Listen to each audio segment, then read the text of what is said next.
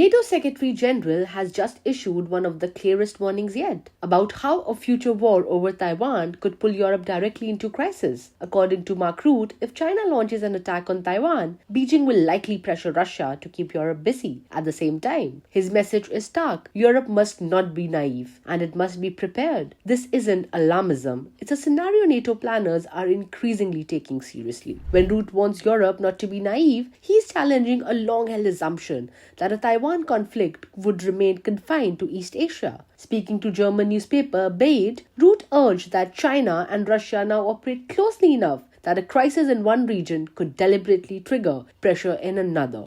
Rutte said China is looking at Taiwan, and if China takes military action there, it will pressure its junior partner Russia to keep us busy here in Europe. From a strategic perspective, the logic is simple. Divide NATO's attention across two theaters and strain its military and political bandwidth. Rutte's description of Russia as China's junior partner reflects a growing reality. China's economy is roughly 10 times larger than Russia's. Beijing has become Moscow's largest trading partner, with bilateral trade exceeding $240 billion in 2023, much of it driven by discounted Russian energy exports following Western sanctions. Militarily, Russia remains formidable, but the war in Ukraine has depleted manpower and equipment. NATO estimates suggest Russia has lost over 300,000 troops killed or wounded since 2022. This has increased Moscow's reliance on China economically and diplomatically, even if the partnership remains unequal. For NATO, China is no longer a distant concern.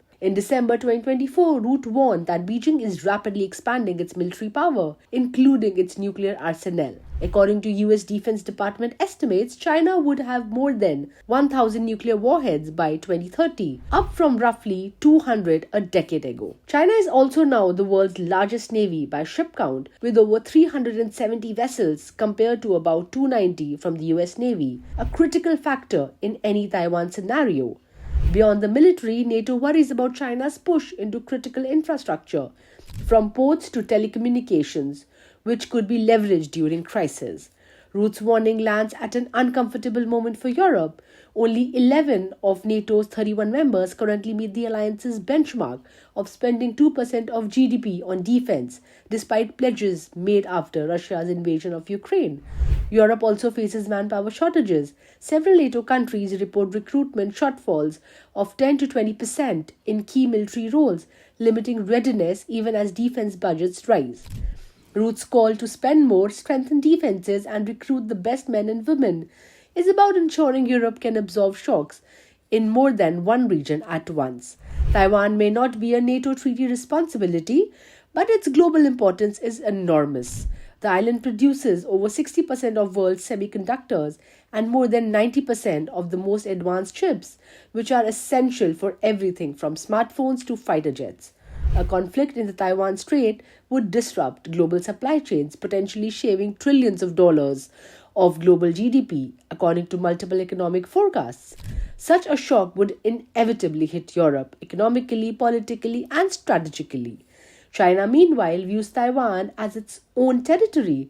President Xi Jinping has said no one can stop China's reunification, while Taiwan's government insists only its people can decide their future. What stands out in Rutte's warning is not panic, but realism. This is not a prediction of imminent war, it's a rejection of complacency. The belief that conflicts will stay neatly contained within regions. From NATO's perspective, the danger isn't just war over Taiwan, it's distraction, being forced to manage instability in Europe while a major crisis unfolds in Asia. Rutte's message is clear. In today's interconnected world, Taiwan is no longer just an Asian flashpoint.